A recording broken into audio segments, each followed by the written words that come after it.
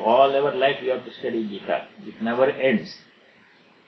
At no stage can we say that I have studied the Gita, I don't have to do anymore. That stage does not come until you realize ultimate God realization. That when that comes, then you don't get any books.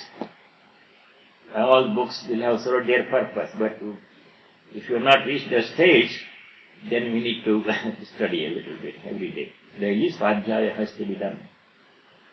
Swadhyayanma pramadaha Swadhyaya pravachanabhyam na pramaditavyam. Like this many times the Upanishad says.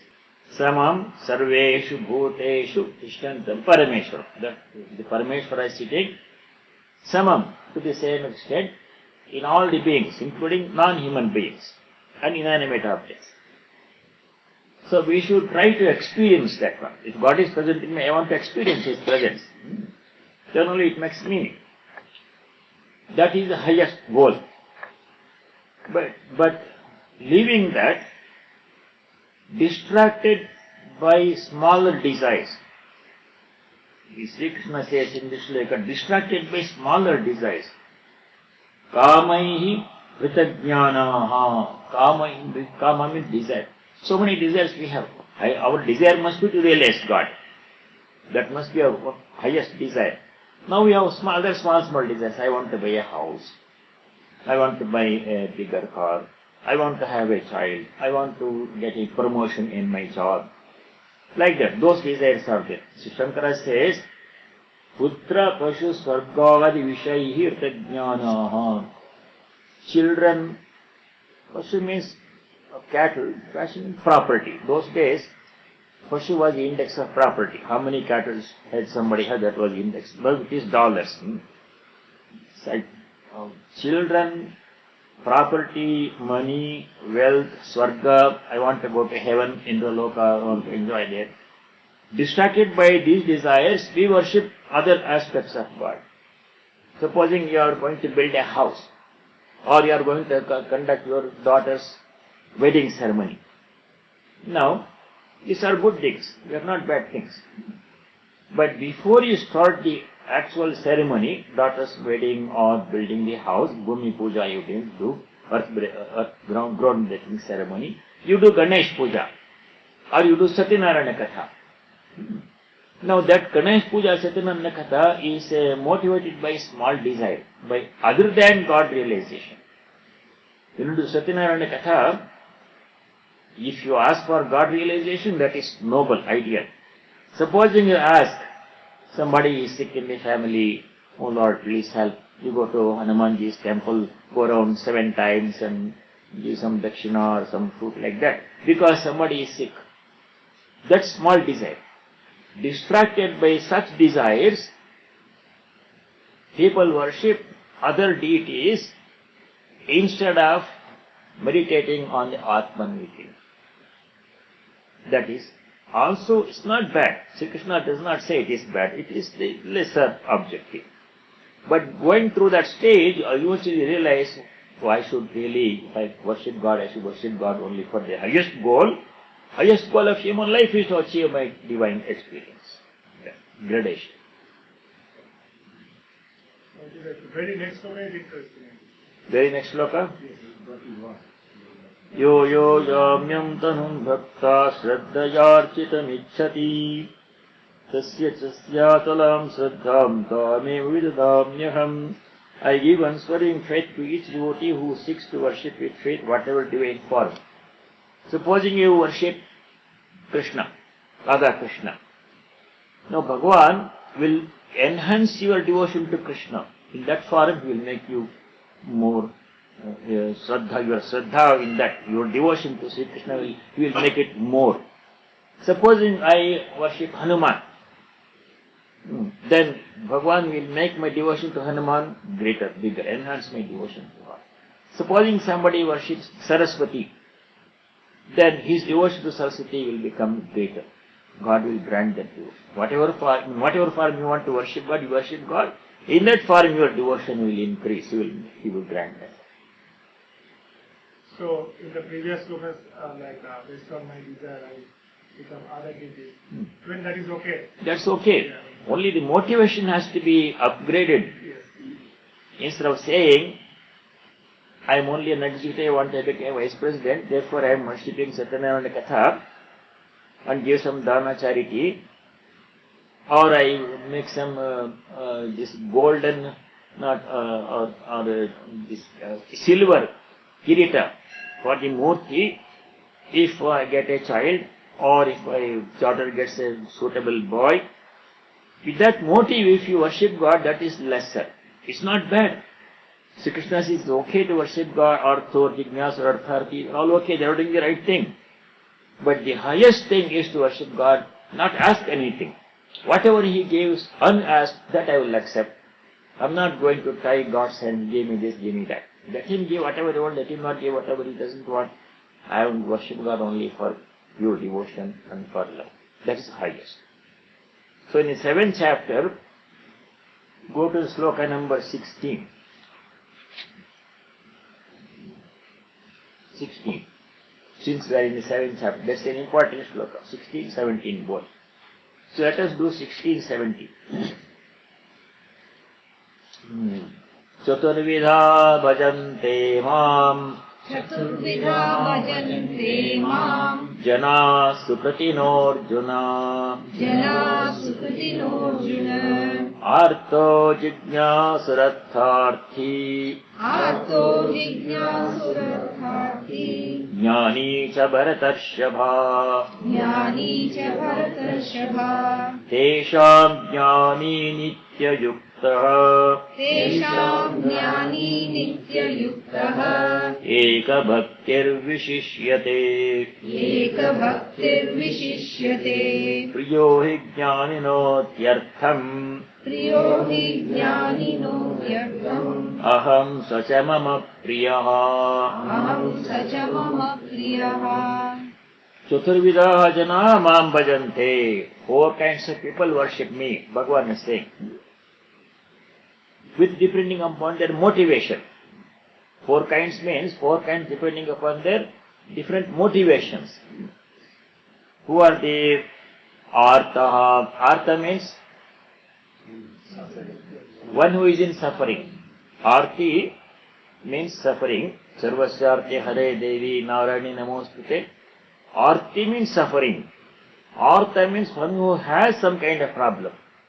Any kind of problem. Body problem, health problem, financial problem, children problem, parent problem, husband-wife problem, job problem, anything will be there. All problems will come to human being. When a person is having a problem, afflicted with a problem, that person goes to God and says, "Oh Bhagavan, this problem has come, please remove this from my life." That is Artha.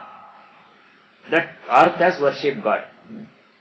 Second is Jignasu. Jignasu means what? One who has desire for knowledge. Jnana means knowledge. Jignasa means desire for knowledge. Jignasu means one who has desire for knowledge. I want to know God. I want knowledge of God. With that request, I go to God. Please reveal your true nature. I want to know you. Jignasu. That's another motivation. Artharthi means people who are seeking money or something money can buy. Have you heard about Visa Venkateshwara? I think I mentioned it a couple of times ago. There is a temple. Really, somebody went there, told me. I was in temple last month and this topic came. And there was somebody sitting there in the class. They said, "Yes, I have been there. There is a temple like that near Hyderabad. It's called Visa Venkateshwara. This is Balaji temple. We have Balaji temple there. Like this is a big temple. But specialization granting only visas. God also specializations. Hanumanji gives strength. Saraswati gives knowledge. Lakshmi gives money. Venkateshwara gives visa. It's not a joke. This is really there. It came in news also. Huh? It came in news. It came in news. So God also specialized functions by division. If you want everything, then you go to Bhagavan Sri Krishna. Then whatever you want to do. So this is called artharthi. Person, artha means money or object. Artha means object. Anything that you don't have now, you pray to God to have that with the hope that if that is supplied, you will become happy. But it may be a child, it may be a house, it may be a job, it may be promotion, it may be a spouse, it may be anything. You don't have it right now. You feel emptiness. And you pray to God, please, I don't have this in my life, please give me. It may be visa, it can be anything. It can be money. Then the belief is that if God supplies that missing thing, my life will become fuller, happier, and I will be satisfied. That is artharthi's prayer. Artha jignasu artharthi. Fourth person who worships God is who? Jnani. Jnani does not ask anything. He worships God but no seeking. Even if he wants money, he does not ask God for money. Even if he wants a child, he does not ask God for a child. Even if he is sick, he does not say, please cure my disease. He will accept whatever God gives. God knows everything. Today, do I have to remind him? He is saying, he knows what is happening in my life. He is Paramatman Sarvantaryami. So whatever is God's will, I will accept it joyfully, without complaining. But I will still worship God out of devotion only. Unmotivated, causeless devotion. That is pure devotion. Now, what about the three people who ask things? Artha, Jignasu, Artha. Are they doing good or bad? Is it right or wrong to worship God as per visa? What does Sri Krishna say about that? All are Sukriti Ganas. Always Sarve Sukritina. They say, Sri Krishna says, even those who ask for money or child or problem or job or sickness or anything during etc., they are also doing the right thing. Sukrutinaha. Sukrutin means one who does the right thing. They are worshipping God. Supposing somebody wants money, instead of going to bank or robbing somebody, he goes to God and prays to God. So that is better. For whatever reason, if you worship God, you are worshipping God. That in itself is a laudable thing. Now, in the 17th verse, Sri Krishna says, Tesham jnani nityayuktaha eka bhaktir vishish. Tesham means of these four kinds of people, artha jnanasu arthati jnani, of these four kinds of people, jnani vishishyate. Jnani excels. Excels means he stands out, outstanding. Because in Jnani's prayer, puja, there is no seeking. He leaves it to God. Bhagavan, whatever you want to give, you give. Whatever you don't want to give, you don't give. I am not going to quibble about it. With whatever you give, I will be happy. I am not going to ask for this and that. But I will worship you because I love you. Only out of pure love for God, pure devotion to God, if a person worships God, that is the highest kind of worship. We will leave it to him. If you give me something, I am happy. If you don't give me something, I am happy. Why should I ask God for this and that, small things? If you want to ask for anything at all, what is the one thing we should ask for? Devotion. That prayer sheet you have, that one is big. That to be copied. Yes, sir. What we should ask for God, if we want to ask for anything, we can ask.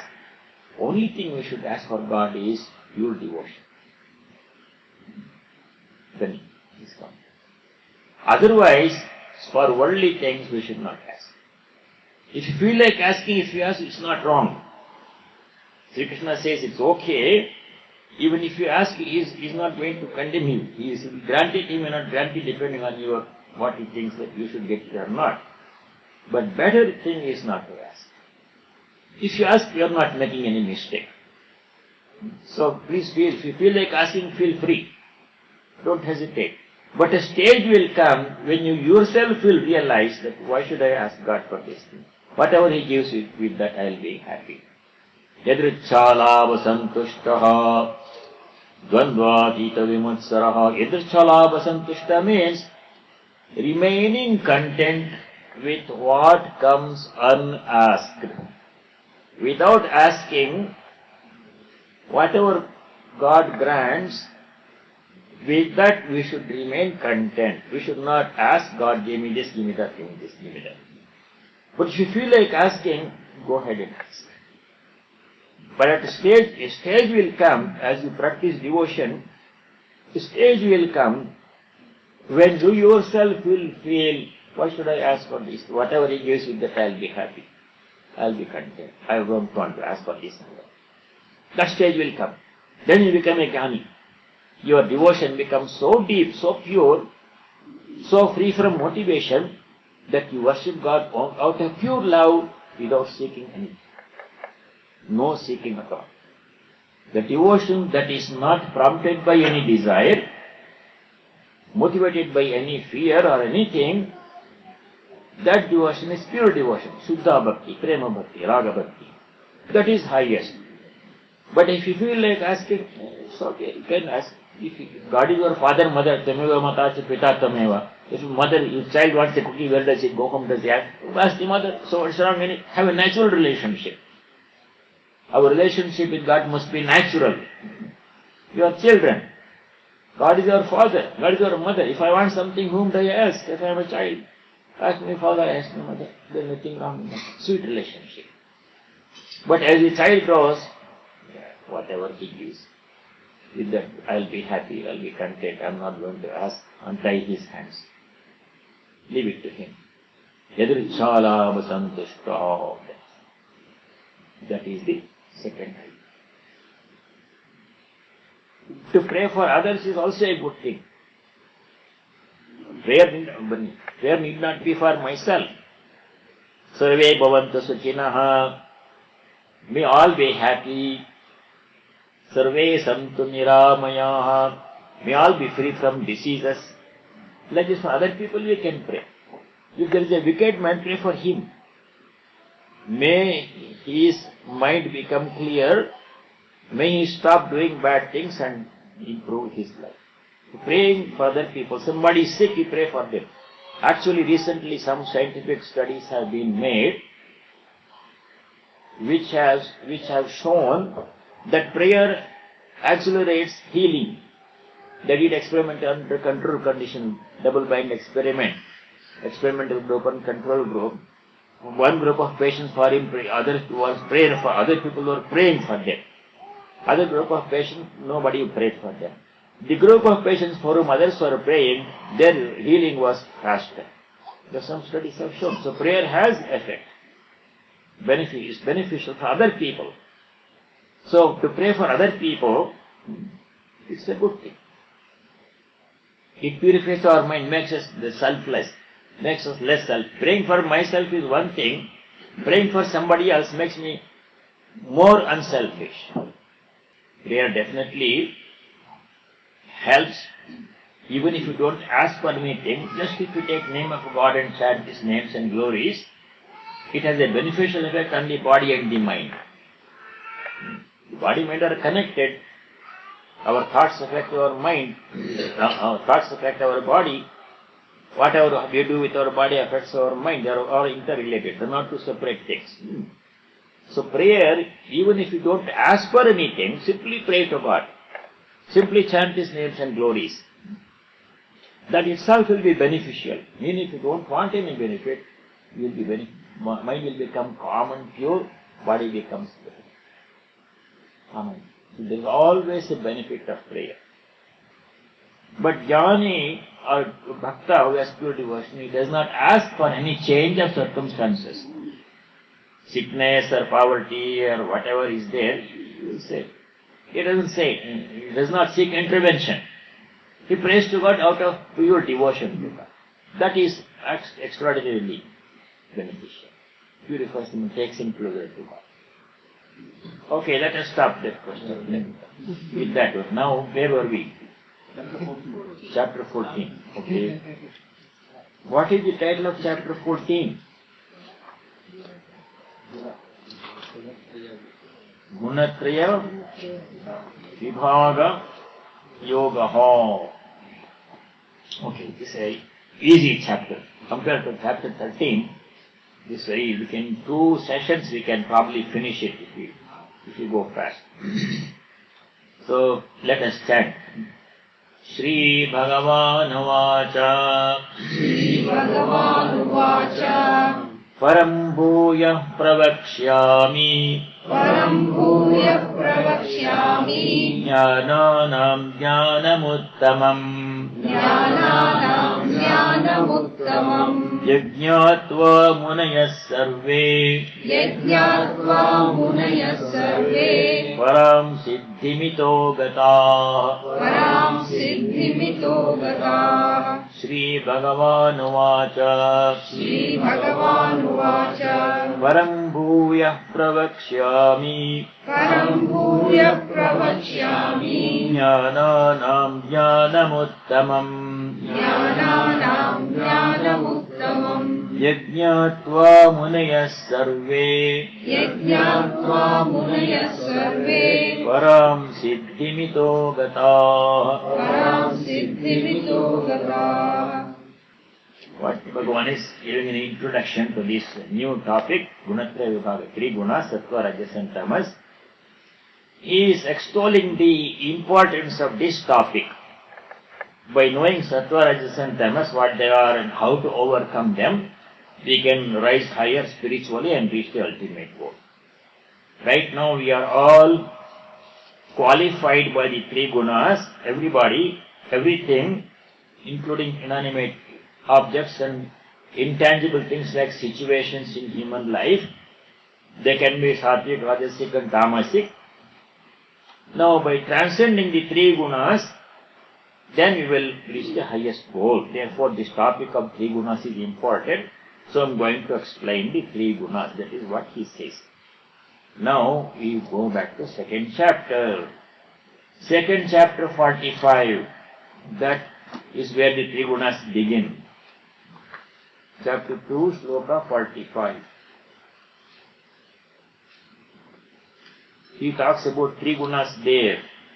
Traigunya Vishaya Veda Traigunya Vishaya Veda Nistraigunya Bhavarjuna Nistraigunya Bhavarjuna Nirdvandvo Nityasattvastho Nirdvandvo Nityasattvastho Niryogakshema Atmavan Niryogakshema Atmavan Traigunya Vishaya Veda Traigunya Vishaya Veda Nistraigunya Bhavarjuna Nistraigunya Bhavarjuna Nirdvandvo Nityasattvastho Nirdvandvo Nityasattvastho Niryogakshema Atmavan. Niryogakshema Atmavan. Everything described in the books, Vedas, scriptures or any book, everything is qualified by the three gunas. They have three gunas. You take any topic at all, whatever you can think of in this world, your mind, for example, or the food that you eat, or this building, or the weather, everything that we can think of is qualified by the three gunas, Traigunya Vishaya Veda. As long as we are caught up in the web of the three gunas, so long we remain at the present limited level. Ideal is Nistraigunya Bhava. Arjuna, you become free from the three gunas, free from the clutches of three gunas. Nistraigunya Bhava. Trunatito Bhava. Arjuna. That is the instruction. There Sri Krishna first brings the topic of three gunas, and the instruction is to become free from three gunas. Nitraigunya Bhava means to all of us it applies. We have to become free from the three gunas. If I am a very tamasic person, that means I am an angry person, I am a violent person, I am a lazy person, I hate other people, I hate everything, I don't do anything good, that I am a tamasic person. If I am a rajasic person, I am very active, I am going here and there, I am busy, I I'm very rajasic in nature, I do so many things, and I want to gather money, I want to become famous, all these are rajasic qualities. If it's a sattvic person, I'm peaceful, I'm balanced, I'm compassionate, I help other people, I'm not very selfish, I'm unselfish, those are all sattvic qualities. These are the three qualities that all of us have in different proportions. Everybody has all the three qualities. But one of them stands out, dominates the other two qualities. Depending upon the dominant quality, a person is characterized either as sattvic, rajasic or tamasic. But everybody has all the three. Even if a very sattvic person is there, once in a while he may become a little bit angry. Then tamas creeps in there. If a person is very rajasic, once in a while he may become lazy or he may become violent, then tamas will creep in there. If a person is very tamasic, once in a while he may show compassion to somebody, he may love somebody. The sattva shows there. So all the three qualities are there in all the people and all the things also. But of the three, one of them dominates the other two, and depending upon the dominant quality, we characterize that person or object as sattva, sattvic, rajasic or tamasic. But ideal is to go transcend the three guna, nistray gunyo bhava. That instruction that Sri Krishna gave in 245, the original nistray gunya bhava applies to all of us. We have to transcend the three gunas. That is the instruction. Now we go to 14th chapter, second sloka. Idam jnanamupashritya Idam jnanamupashritya mama sadharmyamagata Mama sadharmyamagata sargepi nopajayante Sargepi nopajayante pralayena vyathanti cha Pralayena vyatanti cha idam jnanamupashritya Idam jnanamupashritya mama sadharmyamagata Mama sadharmyamagata sargepi nopajayante Sargepi nopajayante pralayena vyathanti cha. Pralayena vyatanti cha. It's very simple. In this sloka, Sri Krishna Bhagavan explains what is the benefit of transcending the three gunas. In the second chapter, Sri Krishna said, transcend the three gunas, nistray gunya bhava, become free from three gunas, he said. Now why we should do that one? Why can't we remain tamasic or rajasic or sattvic as we are now? No. If you transcend the three gunas, you will become pure, you will become merged in me. Mama sadharmyamagataha. Idam jnanam upashritya. By knowing this knowledge, namely of the three gunas and transcending the three gunas, we become merged in the divine, we become one with the divine. That's the benefit. And when you become merged in divine, two things happen. Sargepi nopajayante. When the creation starts, we will not be born again. Punarapi jananam, punarapi maranam, punarapi janani jathare shayanam. Samsare kaladustare kripaya pare paimurare. Like this, Bhagavad Stotram. Again, taking birth. Taking birth is a very painful process. We don't remember because it happened so long ago. Some kind of amnesia comes about birth. Nobody remembers their birth. Our first memory goes to 3-4 years of age. Before 4 years of age, when you are 2 years old, what I did, I don't remember. I may have a lot of stomach pain or headache or earache or whatever. Fortunately, God has given us that amnesia. So it's a painful process. Death is even more painful. We don't have to dwell on that one. Jananam, maranam, and in between birth and death, lot of pain will come. A little bit of pleasure in between, mixed with lot of pain. Why go through this cycle, this drama again and again and again, birth after birth after birth? If you are interested in it, nobody is preventing you, you can do that. If you want to be born again, nothing special to be done, you will be born again. If you do, you lead your life as you are leading now. But if you don't want to be born again, if you are convinced that this world does not offer unconditional pure joy that God realization offers, then you have to try to stop the rebirth process. then we have to transcend the three gunas. In the Gita, Sri Krishna says in two places, Dukkalayam ashashvatam, anityamasakam lokam, imam prapya bhajasvamam. Sri Krishna Bhagavan, who created this world, Srishtikarta, he talks about this world as anityam asukham, imam lokam prapya mam bhajasva. This loka is anitya, everything is transitory, changing, ephemeral. Today is there, tomorrow it is not there. Everything, nothing is permanent. Asukha, there is no real happiness. Some pleasures with some pain. Some pleasure, some pain. So that is not satisfactory. So what we have to do, we have to transcend the three gunas so that we won't be born again. If we become free from the three gunas, by praying to God and changing our habits and thinking, etc., then we become mama sadharmimagataha, as he said in the second verse, we will become merged in Him, and there is no problem of rebirth and suffering and death and but everything. The cycle will stop forever. That is the benefit of this knowledge. So this knowledge is important. Knowledge of three gunas is important, so that we can transcend the three gunas. Okay? Sargepi nopajayante. Sarga means creation, not swarga. Two separate words. Make a note. Sarga is not swarga. The word is sarga. S-A-R-G-A. Swarga means heaven. Swarga is also not the highest goal because swarga is temporary. Like earthly life is temporary, swarga is temporary. Where did you study that one? Where did you read that one? Swarga is temporary. 9th chapter, Sri Krishna says, Kshine punye martya lokam vishanti. Remember the earlier chapter, don't forget the earlier chapters.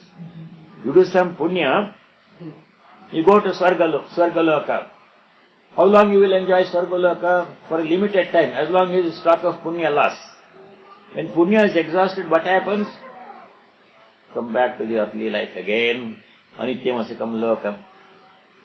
I gave the example of Swarga, example of a cruise ship. Of Swarga, to illustrate the temporary nature of Swarga. Supposing you buy a cruise, go on a Caribbean cruise for 3 days. 2,999 plus tax for one person. Then how long when you go on a cruise, the moment you embark on the ship, you are free. No duty, you don't have to do any work there.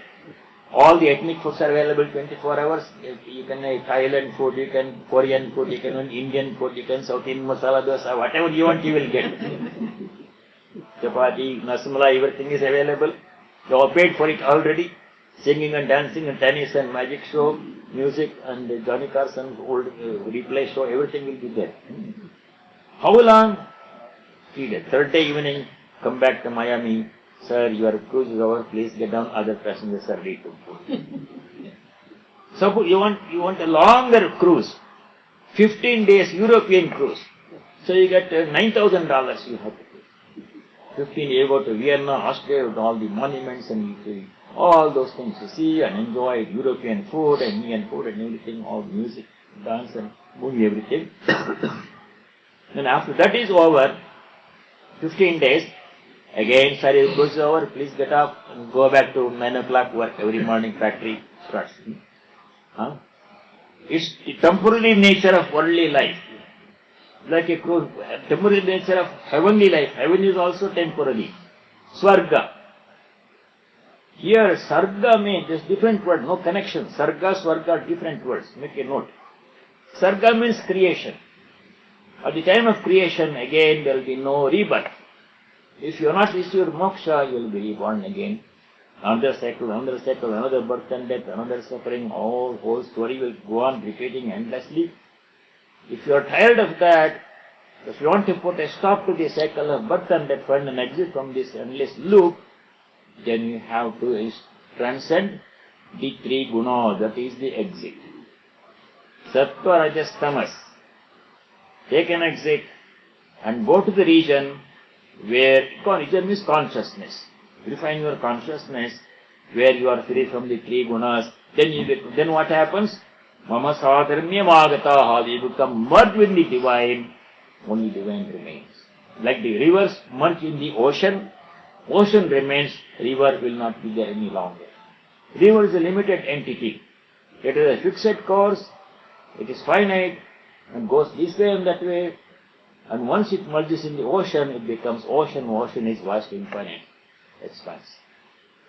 That is the way to liberation. Moksha is to transcend the three gunas. That's why you have to know what the three gunas are. Then we have to practice Nistraigunya. You have to become Nistraigunyas. Okay? Now, the third and fourth sloka we can skip. There is nothing particularly relevant for this topic at this time.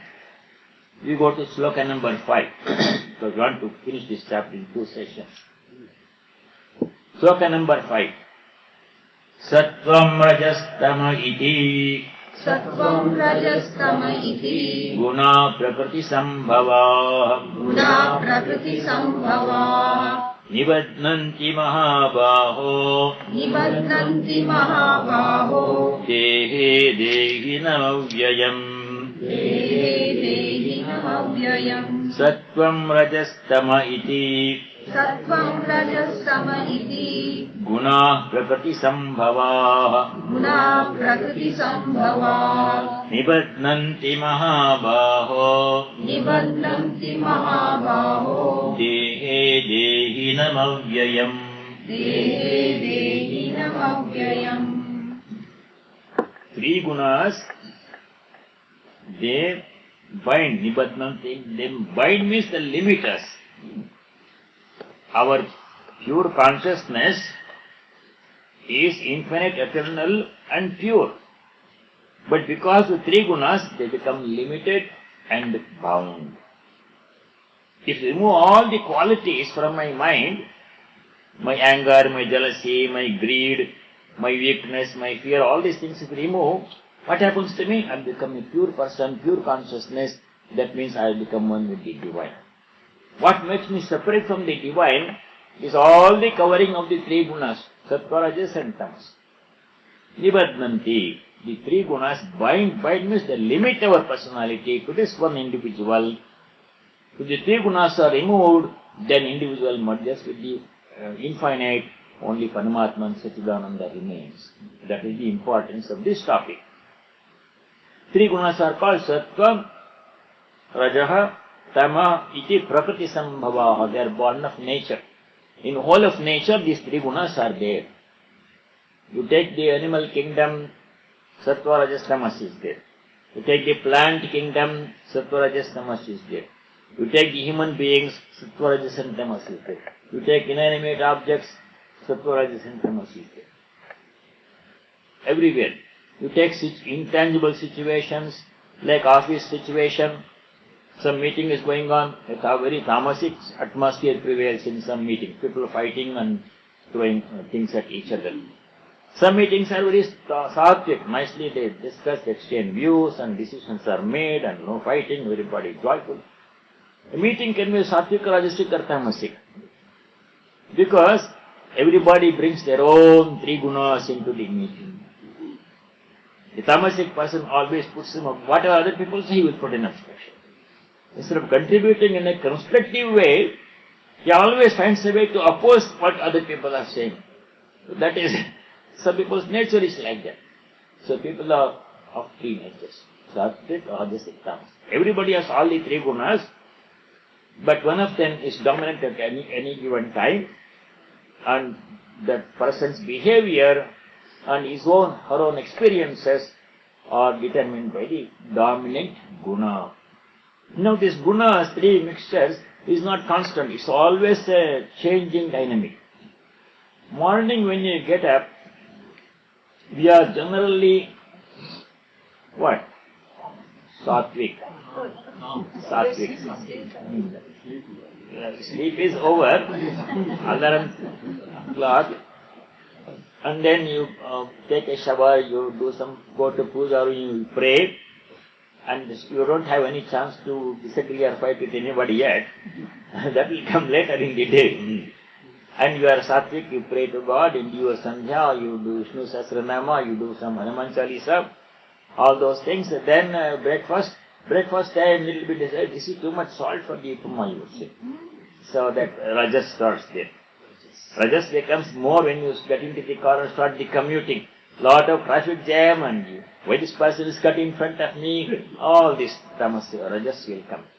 Then you go to the office, first few minutes are very sattvic. Good morning, how are you, how was your weekend, it was Super Bowl, all this. Today is Valentine's Day, what did you bring? All those things.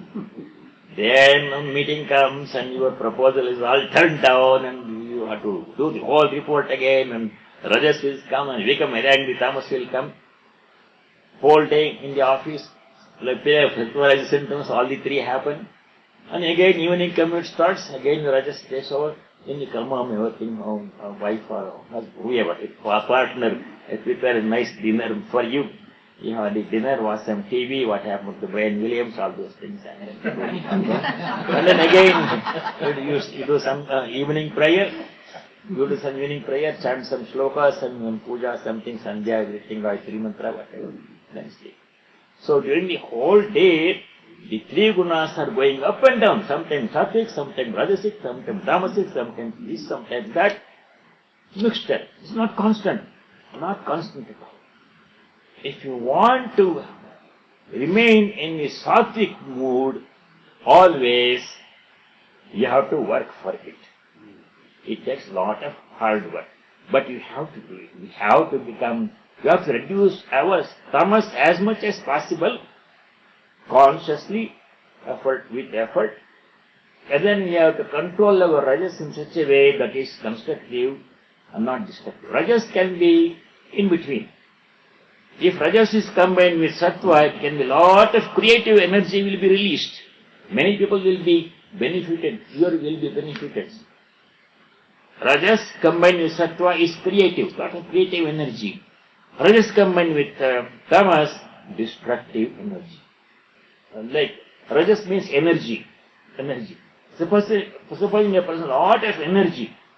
Now, how do you channelize that energy determines what happens to us. If I channelize that energy in a sattvic way, I become benefited, other people become benefited. If I channelize the energy in a tamasic way, it also causes me problem, causes other people also problem. So rajas is in between. Depends upon which way you turn the rajas. Rajas is required. Without energy you cannot do anything. But rajas combined with sattva is a creative force. Rajas combined with tamas can be destructive force. So you have to balance all the three gunas. I think I should stop here. ज्योत से ज्योत जगाते चलो, ज्योत से ज्योत जगाते चलो, प्रेम की गंगा बहाते चलो, प्रेम की गंगा बहाते चलो।